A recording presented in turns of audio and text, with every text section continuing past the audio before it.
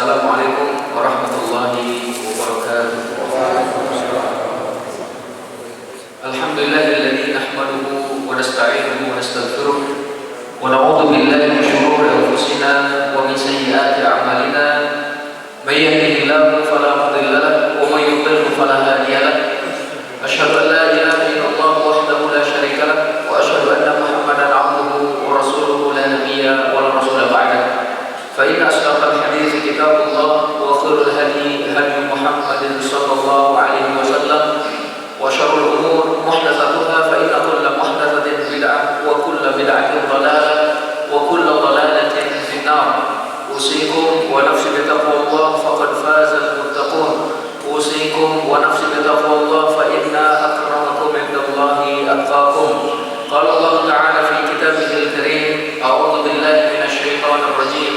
Ya ayyuhalladzina amanu taqullaha haqqa tuqatih wa la tamutunna illa wa antum muslimun. Wa qala ya ayyuhan nasu taqu rabbakum alladzi khalaqakum min nafsin wahidah wa khalaqa minha zawjaha wa batha minhuma rijalan katsiran wa nisaa'a wattaqullaha alladzi tasaaluna bihi wal arham innallaha kana 'alaykum raqiba. Wa qala ya ayyuhalladzina amanu taqullaha wa qulu qawlan sadida yuslih lakum a'malakum wa yaghfir lakum dhunubakum wa may yuti'illaha wa rasulahu faqad faza fawzan 'azima. Amma ba'd. Hadirin bapak-bapak, ibu-ibu jamaah Masjid Al-Istiqamah yang dimuliakan Allah Subhanahu wa taala. Alhamdulillah, kita bersyukur kepada Allah yang senantiasa mencurahkan karunia dan nikmat-Nya kepada kita. Sampai saat ini pun kita sudah kembali masuk dalam bulan yang istimewa, di mana Allah Subhanahu wa taala menyebutkan ada 4 bulan suci, ada 4 bulan mulia, dan ada 4 bulan yang agung di hadapan Allah. Yang 3 bulan berturut-turut ditambah nanti dengan bulan Rajab. 3 bulan berturut-turut itu adalah Dzulqa'dah, kemudian Dzulhijjah, setelah itu kemudian Muharram, baru dengan ditambah dengan Rajab. Maka saat ini kita berada dalam bulan istimewa, Bapak sekalian. Perbanyaklah ibadah, tingkatkan amal soleh, kemudian juga semakin giatlah dalam melakukan berbagai hal yang mendatangkan kebaikan bagi kita, baik di dunia, terlebih lagi nanti adalah di akhirat. Dan di antara Bapak sekalian, amalan yang Allah Subhanahu wa taala wajibkan kepada kita sepanjang usia, tiada mengenal kata vakum ataupun juga tidak ada yang namanya pensiun dalam ibadah ini. Itu adalah menuntut ilmu, Bapak sekalian. Alhamdulillah wa iyyakum. Dengan ilmu maka insyaallah kita akan mengenal siapa pencipta kita. Kita akan memperbaiki akhlak kita. Dengan ilmu kita akan perbaiki juga ibadah kita. Karenanya Bapak sekalian yang dimuliakan Allah Subhanahu wa taala, ilmu adalah dasar kita dalam beragama. Tidak akan mungkin seseorang mencapai kesempurnaan iman, tidak akan mencapai kesempurnaan ibadah, tidak akan mencapai kebaikan akhlak kalau tanpa didasari ilmu. Karenanya Bapak sekalian, di antara hal juga yang senantiasa Rasulullah SAW minta kepada Allah setiap harinya adalah Allahumma inni as'aluka ilman nafi'an wa rizqan thayyiban wa amalan mutaqabbalan. Ya Allah, sungguhnya aku memohon kepadamu, yang pertama adalah ilmu yang bermanfaat, ya kemudian yang kedua adalah rezeki yang thayyib, rezeki yang baik, dan yang ketiga adalah amalan yang diterima. Kalau ditanya manakah yang lebih utama, ilmu yang bermanfaat, rezeki yang baik, atau amalan yang diterima, maka kita katakan semuanya berdiri di atas ilmu. Ya, dengan ilmu yang bermanfaat kita akan mendapatkan rezeki yang baik. Ya, kemudian dengan ilmu yang bermanfaat amalan kita pun akan diterima oleh Allah Subhanahu wa taala. Dan Allah tidak pernah memerintahkan Nabi Muhammad SAW untuk meminta tambahan apapun dalam urusan dunia kecuali minta tambahan ilmu. Wa qur rabbi zidni ilman, dan katakanlah ya Tuhanku, tambahkanlah kepadaku ilmu. Bapak sekalian yang dimuliakan Allah Subhanahu wa taala, insyaallah pembahasan kali ini kita akan melanjutkan sirah nabawiyah Allah sebagai usaha kita dalam mengenal kepribadian sekalian, Rasulullah Shallallahu Alaihi Wasallam sebagai bukti juga bahwa kita mencintai Rasulullah Shallallahu Alaihi Wasallam. Kita ingin mengikuti apa yang dicontohkan oleh beliau. Kita ingin menjalankan perintahnya. Kita ingin meniru akhlak dan perilakunya. Dan hal ini tidak akan terrealisasi kalau kita tidak mengenal kepribadiannya. Karena itu, Bapak sekalian, kita terus insya Allah akan membahas sirah nabawiyah, dan kita sudah sampai ke dalam pembahasan hijrah. Kemudian Rasulullah SAW sudah sampai ke Madinah, dan juga apa yang dikerjakan oleh Rasulullah SAW ketika di Madinah. Maka ketika Rasulullah SAW sampai di Madinah, maka yang beliau lakukan pertama kali itu adalah membangun pilar-pilar negara Islam. Ya, dan yang pertama kali dibangun adalah beliau membangun masjid. Setelah Rasulullah SAW berdakwah di Mekah sekitar 13 tahun lama, ya, ataupun sekian lamanya Rasulullah SAW berdakwah, yang kemudian beliau senantiasa mendapatkan perlakuan yang tidak baik. Sahabat-sahabatnya disiksa, dakwahnya kemudian ditolak. Bahkan sebagian dari para sahabat dibunuh. Beliau hijrah ke Madinah. Di Madinah kalangan Ansar menyambut kedatangan Rasul Shallallahu Alaihi Wasallam. Maka beliau pertama kali menampakkan syiar Islam. Bagaimana syiar ini mulai nampak, mulai muncul dan dikenal dan sebagai terlihat juga di kalangan manusia secara luas, maka dibangunlah Masjid Dan kita pun sudah membahas, Bapak sekalian, di antara perintah Allah adalah agar kita mengagungkan syiar-syiar Allah. Wa may yu'azzim sya'airallah fa innaha min taqwal qulub. Jadi siapa yang mengagungkan syiar-syiar Allah itu termasuk tanda ketakwaan dari hati seseorang. Nah, syiar Allah salah satunya adalah masjid. Maka Bapak sekalian, masjid itu bukan milik golongan. Masjid itu bukan milik perorangan. Masjid itu bukan milik satu kalangan tertentu. Akan tetapi wa annal masajida lillah fala tad'u ma'allahi ahada. Bahwasanya masjid itu milik Allah. Jangan sampai engkau menyeru di dalamnya selain Allah. Dan ini juga membedakan antara kita kaum muslimin dengan orang-orang Yahudi, dengan orang-orang Nasrani, dengan mereka yang ada di luar Islam. Kenapa beda? Karena mereka, Bapak sekalian, Yahudi ataupun Nasrani sebagai contoh, ketika mereka masuk ke dalam tempat ibadahnya, baik itu sinagog ataupun gereja, itu ada wajah Allah, justru mereka menyekutukan Allah di dalamnya. Maka kaum muslimin harus beda, dan kaum muslimin memiliki garis merah dalam hal ini. Ada wajah Allah, aturan tetap wa annal masajida lillah fala tad'u ma'allahi ahada. Masjid itu milik Allah. Jangan sampai engkau menyeru selain Allah di dalamnya. Selanjutnya itu Bapak sekalian yang dimuliakan Allah Subhanahu wa taala, dengan dibangunnya masjid, maka tentu masjid itu diperuntukkan untuk ibadah, untuk sholat. Dan kita tahu bahwa sholat adalah ibadah paling utama setelah syahadatain. Jadi dibangun satu syiar Islam yang sangat nyata, di dalamnya didirikan ibadah yang paling mulia, yaitu sholat, dan di dalamnya juga nanti panggilan, ya, untuk menyeru manusia agar mendirikan sholat ataupun memberitahu mereka bahwa saat ini sudah masuk waktu sholat adalah dengan panggilan yang tidak pernah dilakukan oleh umat-umat sebelumnya. Rasul Shallallahu Alaihi Wasallam pernah bertanya ataupun pada para sahabat ini, ya, berunding kira-kira dengan apa kita memberitahu manusia dengan datangnya waktu sholat, agar orang yang lalai teringat, agar orang yang bangun, agar orang yang tidur terbangun. Dengan apa? Sebagian menyatakan kita angkat bendera aja tinggi-tinggi biar manusia melihatnya, dan itu sebagai tanda masuk waktu sholat. Tapi pendapat ini tidak diterima karena orang tidur nggak bangun kalau diangkat bendera. Ya, kemudian ada juga yang mengusulkan bagaimana kalau dengan suara trompet saja. Suara trompet yang begitu besar, nyaring, ada wajah ditiup, sehingga nanti orang-orang tidur pun bangun tapi tidak diterima karena mirip Yahudi. Bapak sekalian, ada juga yang mengusulkan bagaimana kalau dengan menyalakan api, itu ada Allah ya, ini juga tidak diterima karena mirip dengan Majusi. Ya, Majusi ya Allah, salah satu ibadahnya adalah dengan menyalakan api. Ya Allah.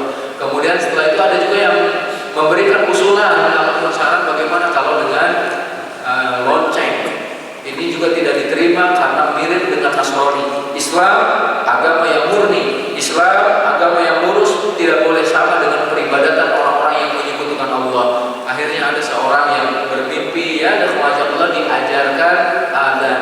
Maka Rasulullah menyatakan mimpimu benar, ya Allah, maka kita seru manusia dengan adzan. Diajarilah Allahu Akbar, Allahu Akbar, ya diulang, kemudian syahadatain, ya 2 kali diulang juga, kemudian hayya 'alas shalah diulang, hayya 'alal falah diulang, kemudian Allahu Akbar 2 kali, kemudian diakhiri dengan la ilaha illallah. Alaikumsalam wa iyyakum. Jadi bangunannya untuk ibadah, di dalamnya aktivitasnya murni ibadah, ya Allah. Kemudian juga Bapak sekalian, ataupun ibadah yang mulia juga dikerjakan di dalamnya. Selanjutnya juga panggilannya adalah panggilan yang mulia. Selain di dalam masjid kita mendirikan sholat, kemudian juga zikir, tilawatul Quran, maka Rasulullah SAW menggunakan masjid adalah untuk pembinaan para sahabat. Inilah pentingnya kita memiliki satu tempat. Di tempat tersebut kita bina, ya, kaum muslimin agar mereka memiliki kekuatan dalam 3 hal minimal itu apa sekalian. Memiliki kekuatan ruh, Allah, kaitan antara dirinya dengan Allah Subhanahu wa taala kuat, terjalin erat. Kemudian kekuatan fikriyah, kekuatan ilmuannya, apa keilmuannya, Allah, ya. Kekuatan wawasannya, kekuatan ilmiahnya. Kemudian yang ketiga itu adalah kekuatan jasadnya, Allah. Maka di dalam masjid itu ada satu tempat Allah yang ternyata bukan sekedar untuk sholat tadi, tapi untuk termasuk latihan memanah, contohnya Allah, ya, untuk menguatkan jasmani kita. Bahkan ada seorang ketua ikatan masjid di Eropa itu pas sekalinya, ketika beliau disuruh untuk memberikan semacam muqaddimah ataupun kata pengantar, ya, ketika ada acara di sebuah televisi ketika membahas tentang peranan masjid, ya, peranan masjid, maka beliau menyatakan masjid di kami, di daerah kami di Eropa itu mesti, ya, di dalamnya itu ada beberapa ruangan itu Allah dikhususkan untuk para pemuda. Jadi kami sengaja menyentuh para pemuda, dan ini sering kita sampaikan juga, ya, bahwa terkadang para pemuda, remaja, pemuda itu jarang tersentuh. Yang tersentuh masjid itu adalah golongan-golongan yang sudah meninggalkan dunia hitam. Dengan arti adalah rambutnya sudah memutih, maksudnya dia umur sekitar 50 ke atas mungkin itu Sedangkan yang 40 ke bawah, 30 apalagi 20 hampir-hampir jarang terlihat di sebagian masjid. Nah, di Eropa itu kata beliau, kami memikirkan bagaimana pemuda itu tersentuh, maka kami menyediakan ruangan.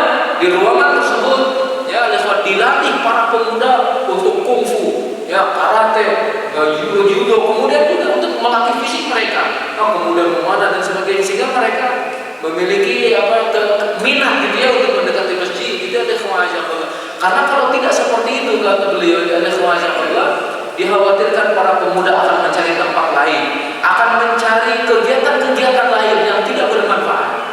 Masya Allah, ada ya.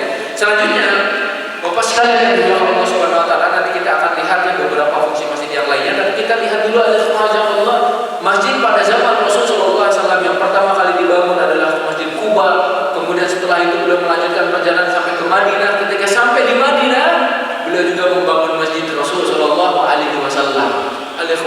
Beliau mendahulukan pembangunan masjid daripada pembangunan rumahnya. Ya, kemudian beliau pun membuat rumahnya itu nempel dengan masjid Rasulullah SAW. Masjidnya sangat sederhana pada waktu itu. Pada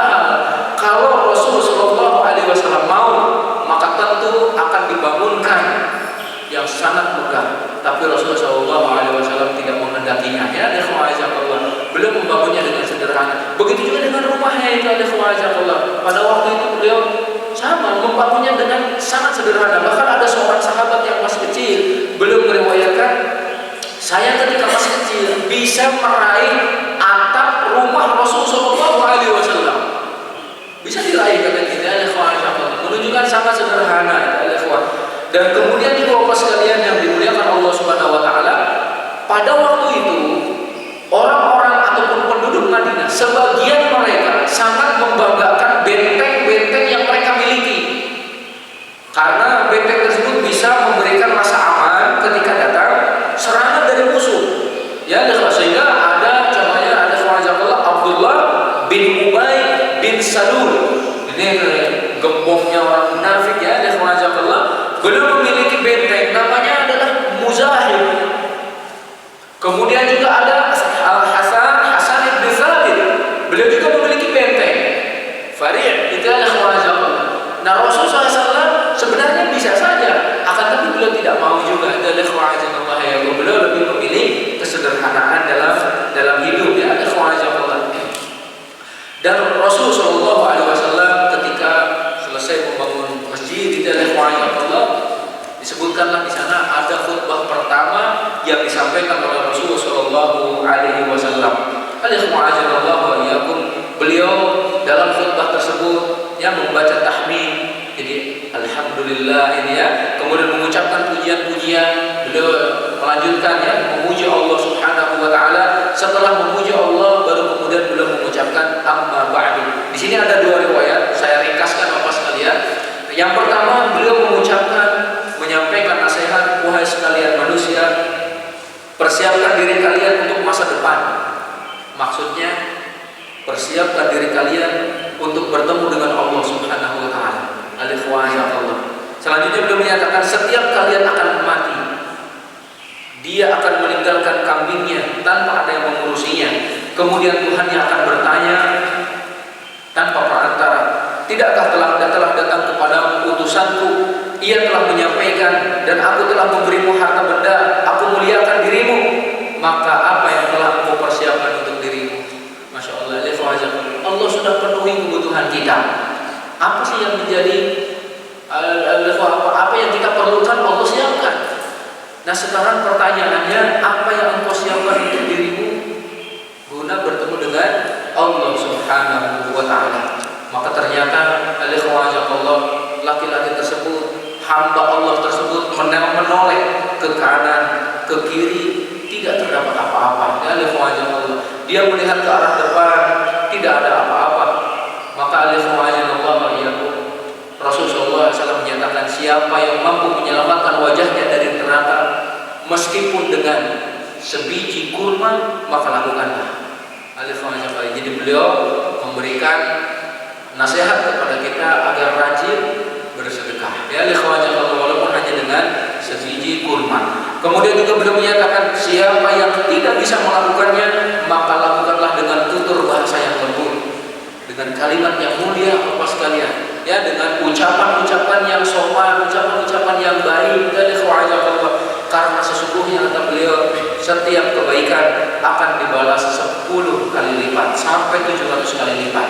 Wassalamualaikum warahmatullahi wabarakatuh, kata beliau. Insyaallah kalimatnya ringkas, akan tetapi kandungannya sangat mendalam. Persiapkan diri kita untuk bertemu dengan Allah. Jadi apa yang bisa kita lakukan Allah sebagai amalan andalan kita, mudah-mudahan dengannya kita bisa selamat. Ada di antara kita barangkali yang memiliki amalan rahasia antara dirinya dengan Allah, itu adalah qiyamul lail. Ada juga yang qiraatul Quran, ada juga yang sholat duha contohnya, ada juga ini selain yang wajib ya Allah, tentunya yang wajib sudah dikerjakan seperti itu.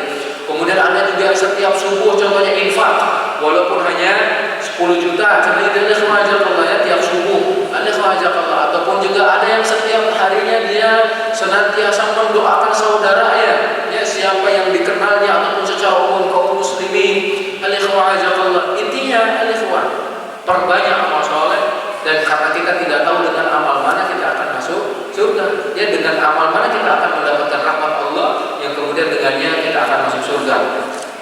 Nah, riwayat selanjutnya pas sekalian, riwayat yang kedua berkenaan dengan khutbah pertama Rasulullah Shallallahu Alaihi Wasallam, beliau menyatakan, Innal hamdalillah, nahmaduhu wa nasta'inuhu wa nastaghfiruh wa natubu ilaih wa nastaghfiruh wa na'udzu billahi min syururi anfusina wa min sayyiati a'malina. May yahdihillahu fala mudilla lahu wa may yudlil fala hadiya lahu. Asyhadu an la ilaha illallah wa asyhadu anni rasulullah. Asyhadu an la ilaha illallah wahdahu la syarika lah. Ya, kemudian beliau menyatakan fa inna asdaqal hadits kitabullah. Jadi biasa ya, di antara muqaddimah yang biasa disampaikan oleh para dai, ini juga dicontohkan oleh Rasul SAW. Makanya kita mencontoh Rasul SAW. Nah, kemudian setelah beliau membaca muqaddimah seperti itu, beliau menyatakan, berbahagialah orang yang dihiasi oleh Allah dengan Al-Quranul Karim. Masya Allah. Berbahagialah seseorang yang dihiasi oleh Allah dengan Al-Quranul Karim. Mari kita tanya memasukkan kepada pribadi kita masing-masing. Sudah adakah Al-Quran dalam hati kita? Kalau belum ada Al-Quran dalam hati kita, Rasulullah SAW menggambarkan, ya, hati yang tidak terdapat Al-Quran di dalamnya kal baitil kharab. Jadi seperti rumah yang rusak. Berarti hati tersebut sudah rusak, Bapak sekalian, tidak ada Al-Quran di dalamnya. Al-Ikhwan, sering-sering kita sampaikan, seluruh yang berkaitan dengan Al-Quran pasti mulia. Maka orang yang sangat dimuliakan di hadapan Allah adalah yang dimuliakan karena Al-Quranul Karim. Masya Allah, ada seorang ulama meninggal dunia usianya sekitar 79 tahunan, ya, beliau sudah mengajar Al-Quran lebih dari 50 tahun. Masya Allah, ada juga yang mengajar Al-Quran lebih dari 70 tahun. Itu ya, karena memang mereka mulai mengajarkan Al-Quran dari usia balik. Ada yang mulai mengajarkan Al-Quran dari usia 20 tahun, hingga kalau meninggal usia 70 tahun, jadi sudah 50 tahun mengajar Al-Quran. Ratusan orang diajarkannya, ya. Bahkan bisa jadi ribuan orang sudah selesai membaca Al-Quran melalui dirinya. Masya Allah, ini Rasulullah SAW melanjutkan juga, dan juga memasukkannya ke dalam agama Islam setelah kafir. Nah, ini berbahagia siapa yang mendapatkan hidayah untuk masuk Islam, mas kalian. Alhamdulillah, dan Allah memilihnya dari beberapa kelompok manusia. Alhamdulillah, yakum. Kita dengar firman Allah Subhanahu wa taala, minal mu'minina rijal. Dari sekian banyak orang-orang beriman, Allah pilih sebagian menjadi rijal. Kata Rasulullah, berbahagialah jika Allah memilihnya dari sebagian kalangan manusia. Berarti kalau dalam hadis, dalam ayat tadi, minal mu'minina rijal, dari sekian banyak orang-orang beriman ada rijal, tidak setiap laki-laki rijal, ya. Tidak setiap muslim rijal, bahkan tidak setiap mukmin rijal. Maka kita sebagai laki-laki di al-ikhwan, tingkatkan kualitas keimanan kita agar menjadi pilihan Allah yang disebut dalam ayat ini, itu adalah rijal. Dan dalam Al-Quran Allah banyak menyebutkan karakter rijal yang disebutkan itu al-ikhwan. Di antaranya rijal itu adalah mereka yang senantiasa memakmurkan masjid. Itu al-ikhwan.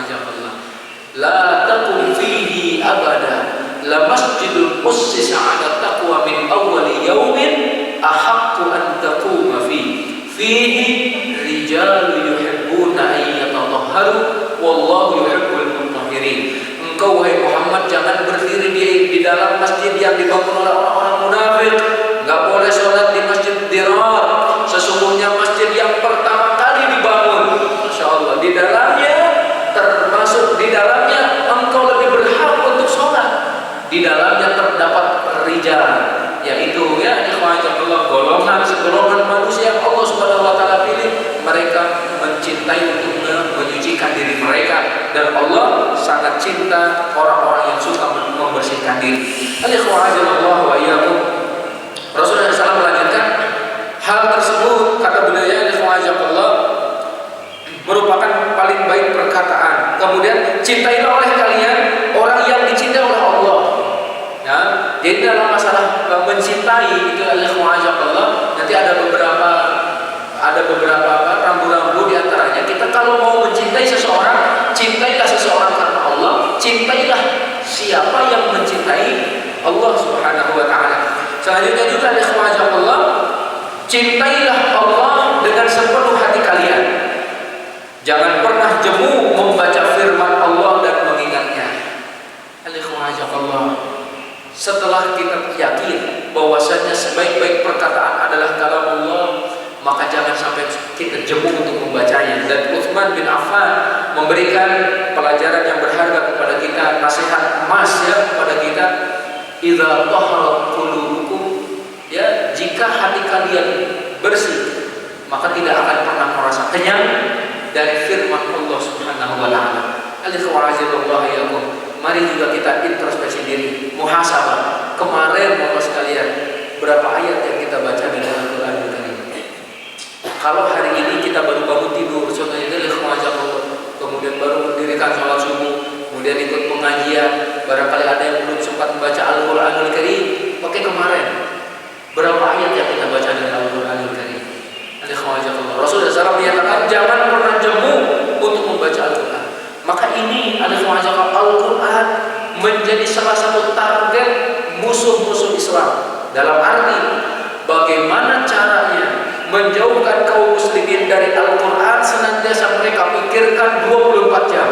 Bahkan kalau hari itu 25 jam, mereka pikirkan 25 jam. Gimana caranya menjauhkan kita umat muslim, umat Islam dari Al-Quranul Karim? Sehingga dibikinlah beragam aplikasi, beragam penemuan untuk menjauhkan kita darinya.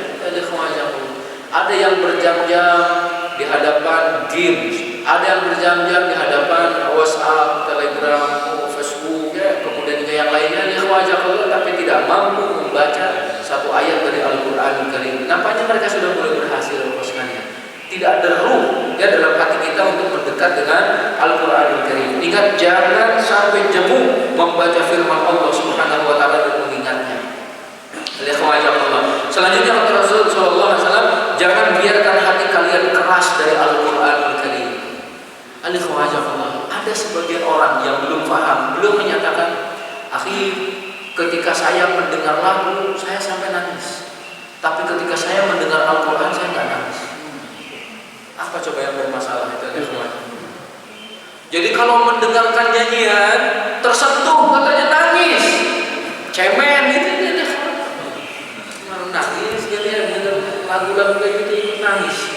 Tapi ketika mendengar ayat Al-Quran dibaca, tidak, ada apa yang masalah? Apakah lagu lebih bermanfaat daripada firman Allah? Nah, ini menunjukkan bahwa hati kita sudah keras Bapak sekalian, sehingga yang harus menghancurkannya adalah sesuatu yang lebih keras. Bukankah nyanyian adalah hal yang paling dibenci oleh Allah? Makanya Bapak sekalian yang dimuliakan Allah Subhanahu wa taala, jangan biarkan hati kita keras dari Al-Qur'anul Karim. Bapak sekalian, sesuatu yang terus-menerus kita kerjakan lebih dicintai oleh Allah daripada banyak, tapi setelah itu berhenti. Maka Allah, bacalah Al-Quran setiap hari walaupun hanya satu juz sebenarnya, ataupun satu hari satu juz, sehingga satu bulan khatam, atau satu hari ada setengah juz, sehingga nanti 2 bulan kita khatam Al-Quran. Sebenarnya bisa kita siasati ya, Allah. Setiap kali sholat saja itu kita duduk minimal anggaplah 10 menit. 10 menit itu kita sudah bisa membaca 4 halaman sudah kita baca, itu 10 menit ya, 2 lembar lah anggap kita Allah. 2 lembar bolak-balik sudah kita baca. Maka dalam satu hari insya Allah sudah 1 juz sudah Allah. Cuman beratnya, maksudnya istiqomahnya yang berat. Tapi semua ini akan menjadi mudah bagi siapa yang dimudahkan oleh Allah Subhanahu wa taala. Kalau kita senantiasa bilang saya nggak mampu, saya yakin nggak mampu. Ya, orang yang selalu bilang saya nggak bisa Ustaz, saya nggak akan bisa, waktu saya yakin nggak bisa. Karena Allah menyatakan, ana inda dhanni 'abdi bi. Saya, kata Allah, akan menyertai prasangka hambaku terhadapku. Kalau hamba senantiasa mengatakan aku nggak bisa, udah nggak bisa. Ya, tapi kalau hamba bilang saya pasti bisa, sesibuk apapun saya pasti bisa, saya pasti mampu,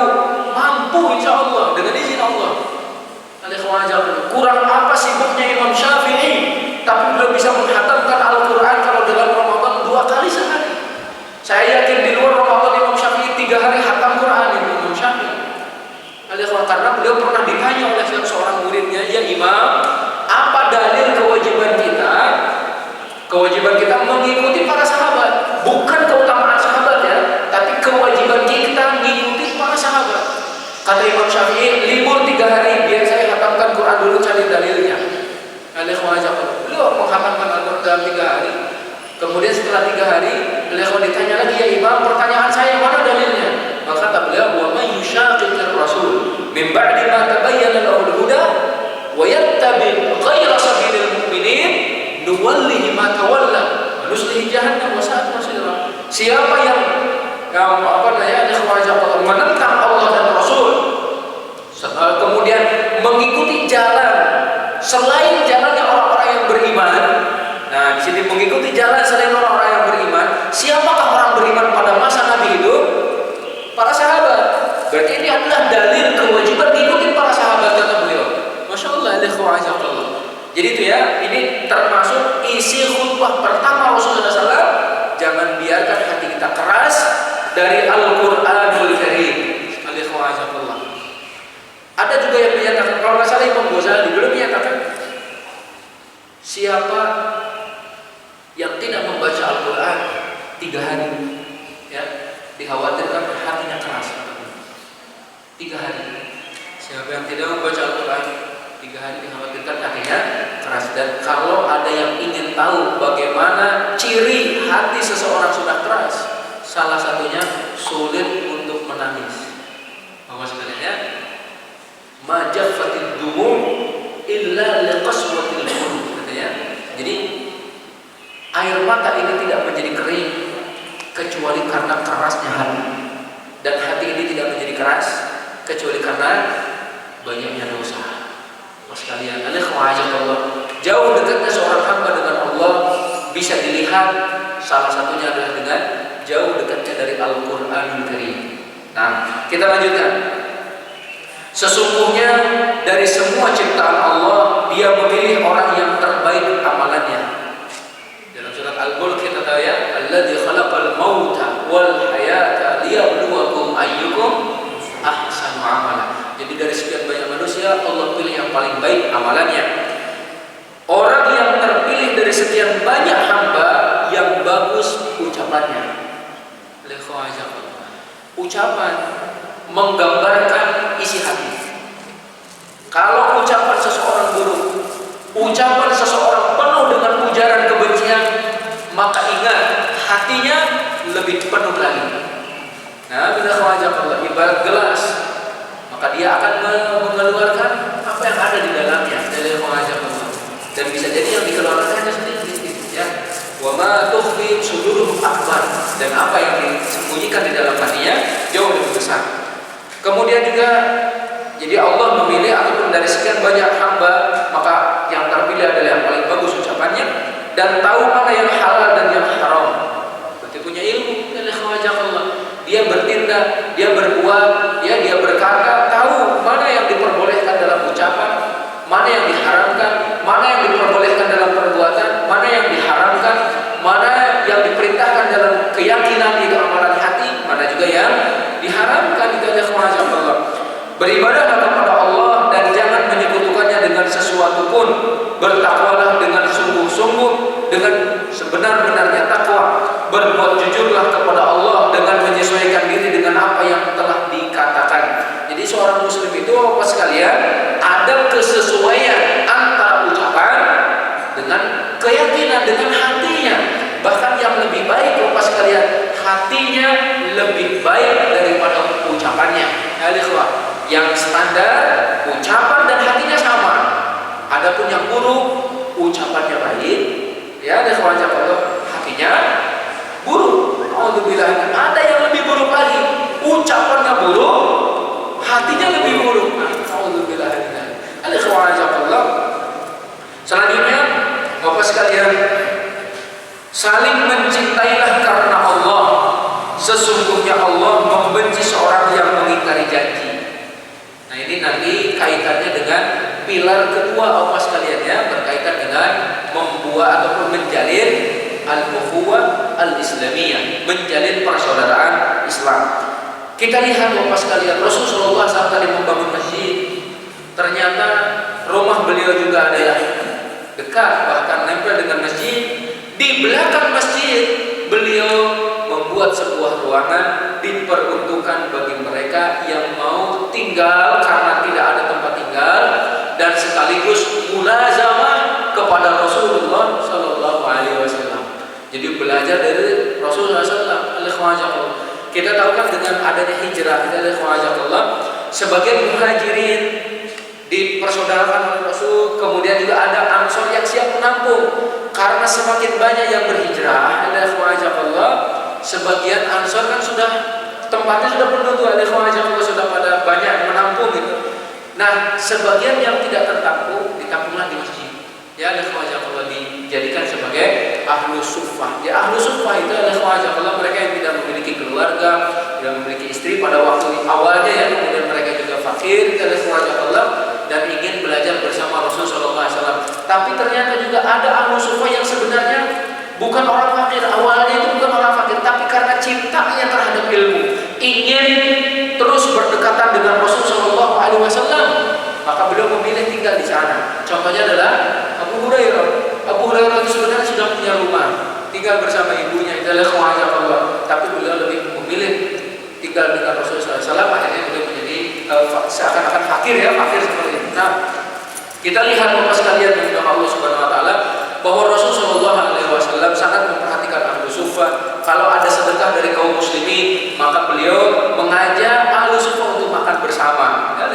Kemudian juga beliau kalau ada sedekah bahkan terkadang diberikan kepada ahlu suffah, bukan kepada istri Rasulullah SAW. Dan juga Bapak sekalian yang dimuliakan Allah Subhanahu Wa Taala, beliau lebih mendahulukan, disebutkan sini, kebutuhan ahlu suffah daripada kebutuhan dirinya sendiri. Nah, ahlu suffah di sini disebutkannya mereka adalah kelompok manusia yang sangat cinta terhadap ilmu, ibadah, dan juga jihad. Ilmu, ibadah, dan juga jihad. Maka kita jangan meremehkan orang-orang fakir, Bapak sekalian. Berapa banyak orang-orang fakir ternyata mereka adalah di garis terdepan saat Islam dihina. Nah, ternyata mereka sangat memiliki jiwa yang siap untuk berkorban. Jadi yang berkorban itu adalah Rasulullah SAW kan menyatakan, innamatul suruna bidu'afaikum. Jadi kalian ini sering-sering ditolong oleh Allah karena orang-orang lemah di antara kalian, karena keikhlasan mereka, karena doa mereka, dan juga karena kesungguhan mereka. Berapa banyak orang-orang fakir sungguh-sungguh dalam menuntut ilmu. Beda dengan orang kaya sudah tahu harta, mereka lebih mengutamakan harta, sudah merasakan nikmatnya ataupun manisnya harta itu. Jadi kalau disuruh untuk menuntut ilmu, kayaknya nggak menguntungkan, karena gitu ya.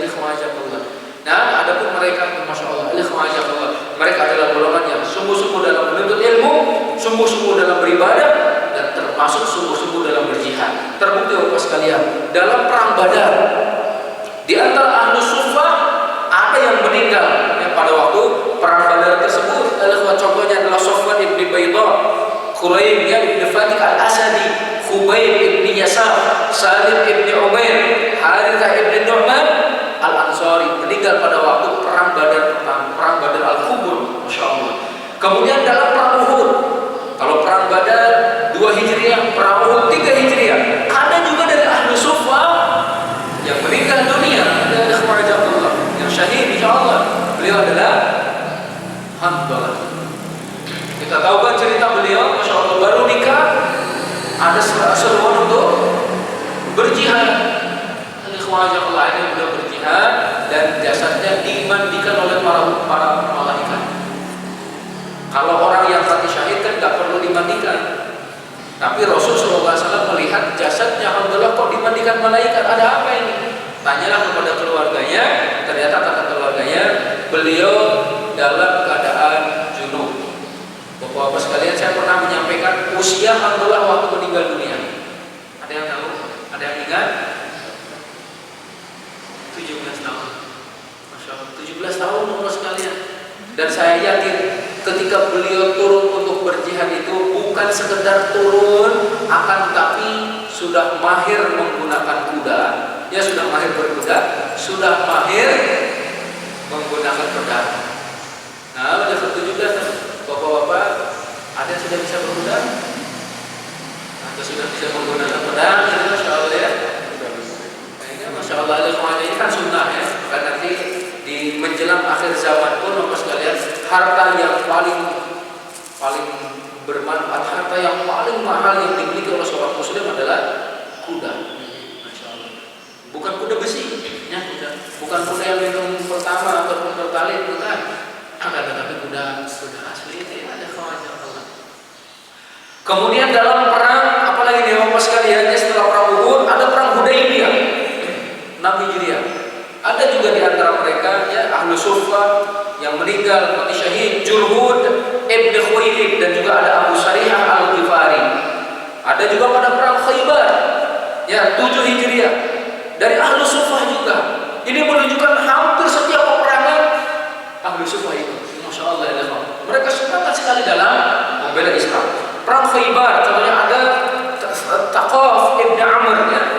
Kemudian dalam perang Tabuk 9 Hijriah, 2 tahun sebelum Rasulullah SAW meninggal dunia ya. Pada perang Tabuk yang meninggal syahid pada waktu itu adalah Abdullah Dhu Al-Bajadain. Masya Allah. Dan selanjutnya ada pada perang Yamamah. Perang Yamamah ini perang ketika melawan Musailamah Al-Kadzdzab pada masa Abu Bakar As-Siddiq ya, yang meninggal banyak sekali dari kalangan para sahabat ya, sekitar kalau nggak salah 12 ribuan itu yang meninggal. Banyak sekali yang meninggal ya. Adapun dari orang-orang kafir lebih banyak lagi. Dan mayoritas yang meninggal dari kalangan para sahabat adalah para penghafal Al-Qur'anul Karim. Ya, Masya Allah pada waktu itu 11 Hijriah ini. Di antara yang meninggal pada waktu itu adalah Salim, kemudian juga di sini Salim juga Abu Hudzaifah, kemudian Abu Hudzaifah, kemudian Zaid ibni Al-Khattab, dan selanjutnya. Ini menunjukkan sekali lagi bahwa masjid selain untuk sholat, tapi juga digunakan untuk sebagai tempat pembinaan ruh, pembinaan jasad, pembinaan ilmiahnya ya, keilmiahannya. Nah, di antara sekian banyak Ahlu Suffah, salah satunya adalah Abu Hurairah yang tadi kita sudah sampaikan. Padahal Abu Hurairah termasuk seorang sahabat yang terakhir masuk Islam. Ya, walaupun beliau termasuk sahabat yang terakhir masuk Islam, akan tetapi beliau adalah sahabat yang paling banyak hafal hadis. Beliau menghafal sekitar 5.374 hadis. 5.374 hadis. Sehingga para sahabat yang lain merasa heran, bagaimana itu Abu Hurairah bisa menghafal hadis yang begitu banyak.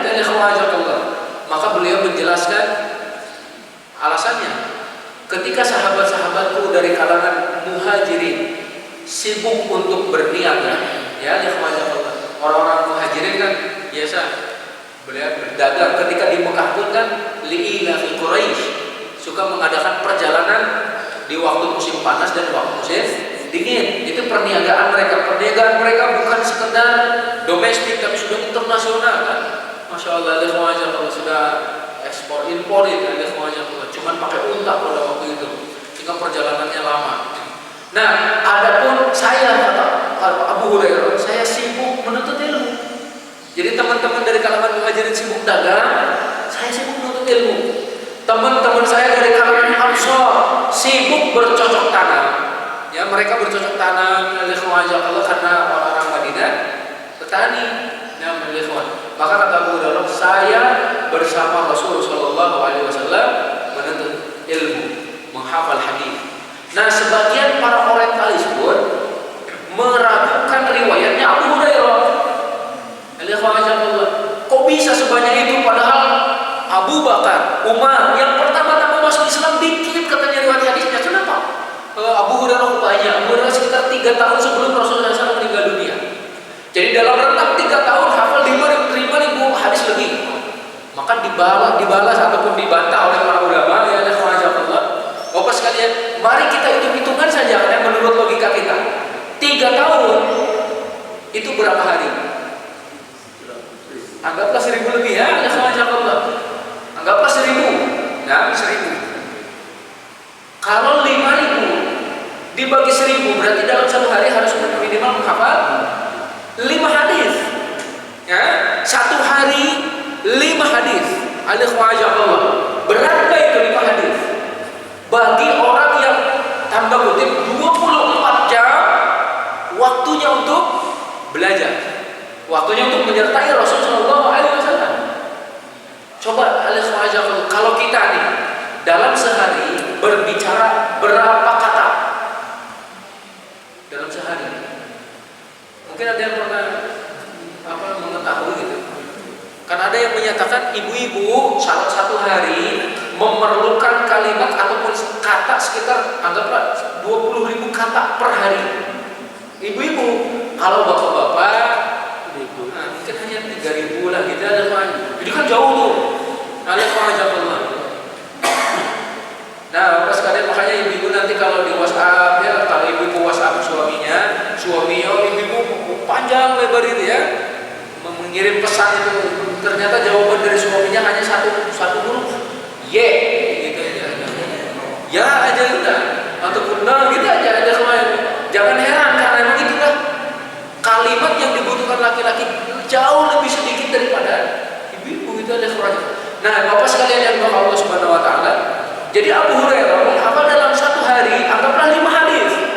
Dan ternyata setelah diteliti juga Allah, dari 5.000 hadis yang dihafal oleh Abu Hurairah itu ada hadis yang berulang.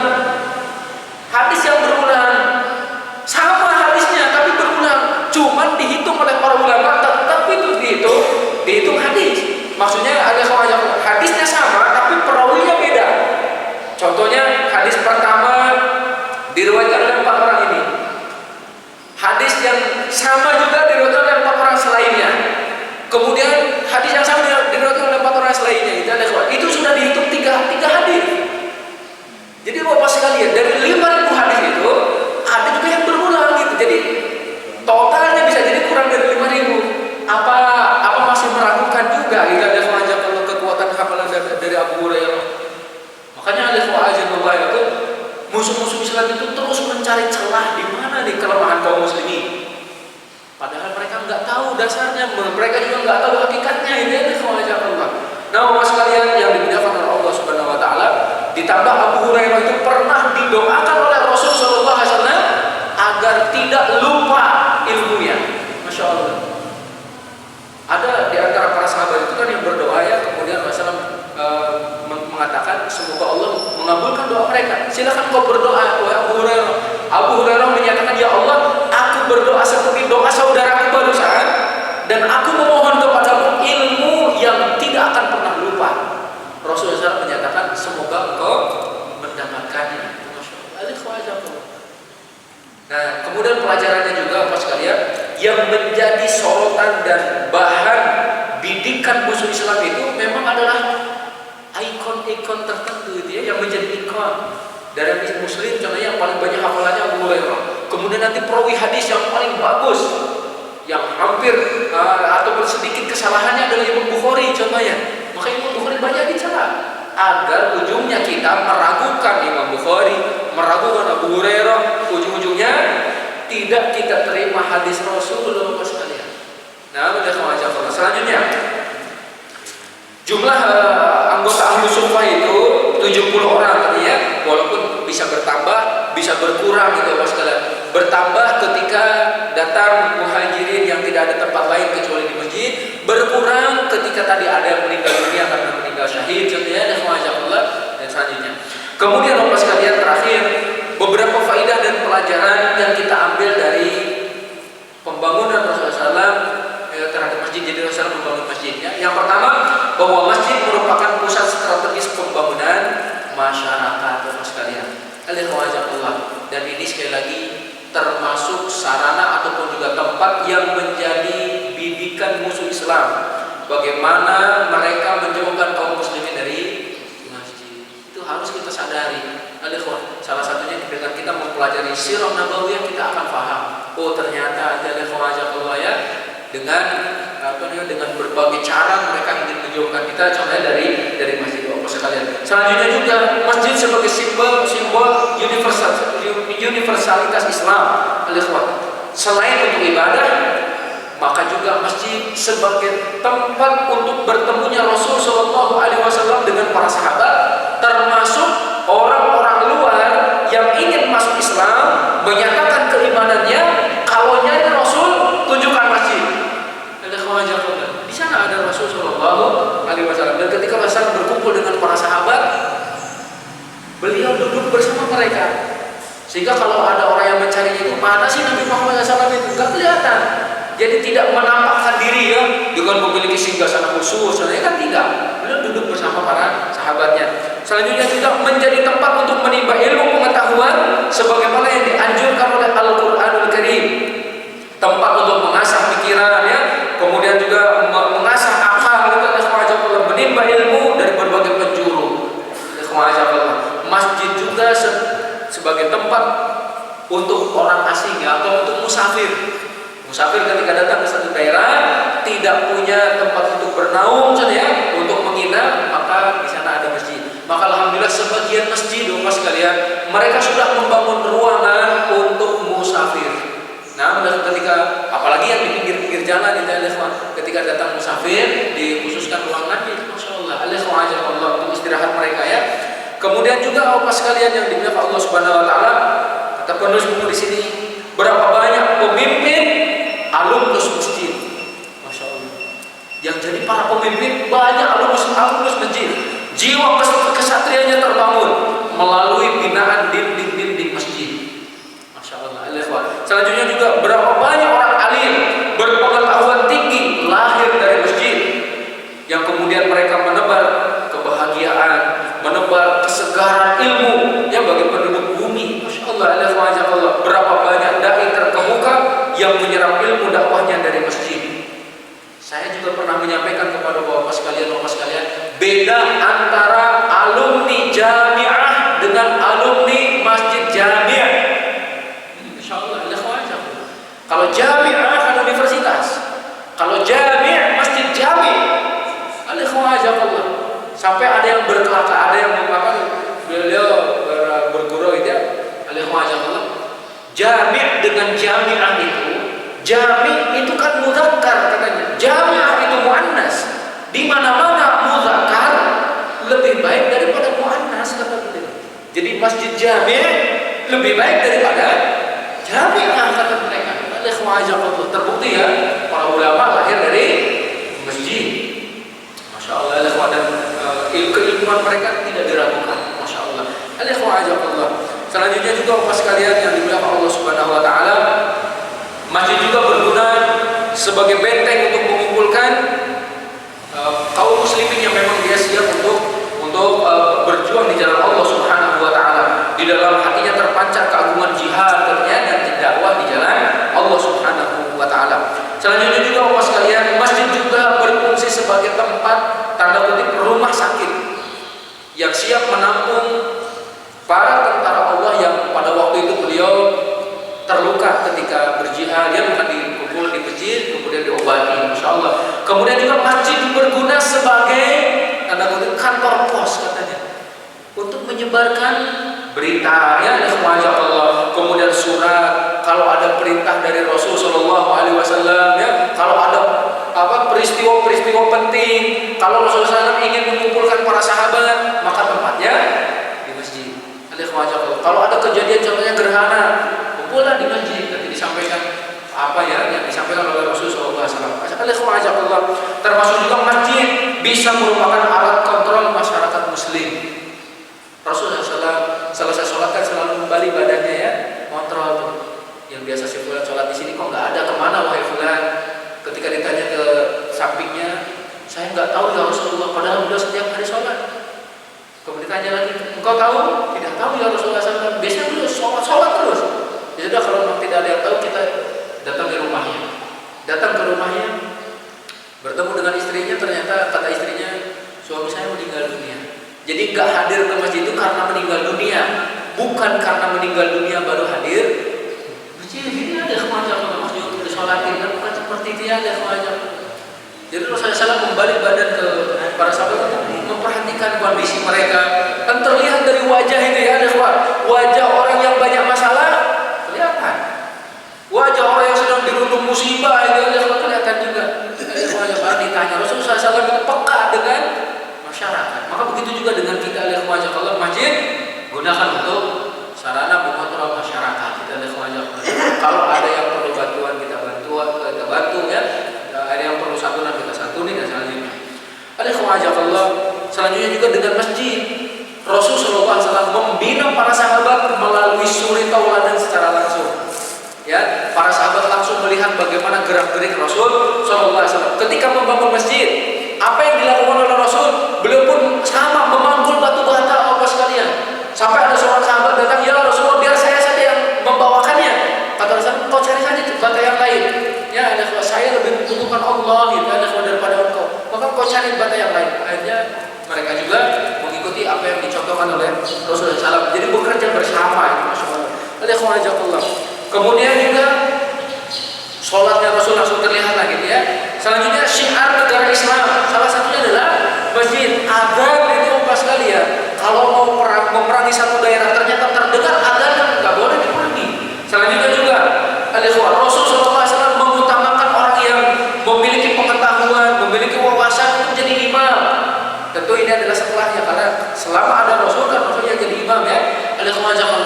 Rasul SAW memerintahkan seseorang bekerja sesuai dengan keilmuannya. Di sini ada, saya bacakan, mungkin bapak-bapak ada yang baru tahu juga. Di sini ada Allah. Ada seorang sahabat namanya Talq ibni Ali al-Yamani al-Hanafi. Kata beliau, aku membangun masjid bersama Rasulullah SAW. Kemudian beliau berkata kepada para sahabat, berikan oleh kalian kepada Talq al-Yamami untuk pengolahan tanah. Maksudnya ngaduk semen. Kalau bahasa kita ngaduk semen. Pokoknya urusan ngaduk semen berikan kepada Talq al-Yamami. Ini ada wajah Allah. Karena beliau orang yang paling baik cara ngaduknya itu. Kata Talq al-Yamami itu, beliau menyatakan, sebelumnya saya lihat para sahabat mengaduk gitu ya, tapi Rasulullah kok kayaknya nggak puas itu. Akhirnya berikanlah kepada saya skop itu, cangkul itu berikan kepada saya biar saya ngaduk. Ketika beliau ngaduk, Rasulullah SAW senang. Ternyata hasil adukannya sangat bagus. Alhamdulillah. Sampai ketika Talq ini ingin, udahlah biar saya yang angkat-angkat batu, saya yang membawakan gitu ya, saya yang menata. Kata Rasulullah, jangan, engkau tetap ngaduk karena adukanmu sangat bagus, sangat melekat gitu ya, ketika nanti ditempelkan dengan batu-batu. Jadi bapak sekalian, spesialis ngaduk juga diperlukan oleh Islam ya, untuk membangun masjid ya. Jangan meremehkan kebaikan sekecil apapun. Masya Allah. Selanjutnya bapak sekalian, banyak juga ya keutamaan belajar dan mengajar di masjid. Jadi selain nanti masjid adalah rumah Allah yang tadi sudah kita ketahui, sumber hidayah, maka di sana nanti ada keistimewaan menuntut ilmu di dalamnya. Masya Allah. Para ulama biasa mereka memiliki semacam halaqah di samping mihrab ya. Kalau kita di Masjid Nabawi, contoh di Masjidil Haram itu kan ada beberapa kajian gitu ya. Kalau ada seorang syekh yang menyampaikan, nah kita hadirlah di sana. Kita kewajiban mendengar dan menuntut ilmu di sana. Jazakallahu khair. Sampai di sini dulu Bapak sekalian. Jadi pilar yang pertama adalah membangun masjid ya. Jazakallahu khair. Jika ada yang kurang jelas